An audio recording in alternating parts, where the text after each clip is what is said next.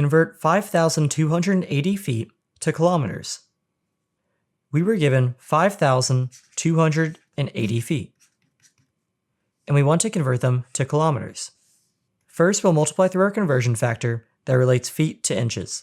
We know that 12 inches is equal to 1 foot. Now we can convert inches to centimeters by using our conversion factor of 2.54 centimeters for every 1 inch.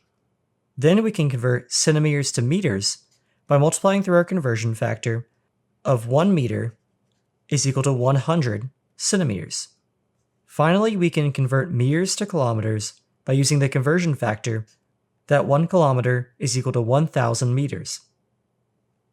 Multiplying through our conversion factors, we can see that the feet cancel and leave us with inches, then the inches cancel and leave us with centimeters, then the centimeters cancel to leave us with meters, and finally the meters cancel and give us kilometers.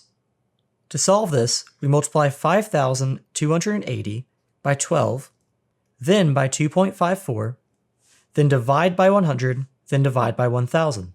This works out that 5,280 feet is equivalent to 1.609 kilometers.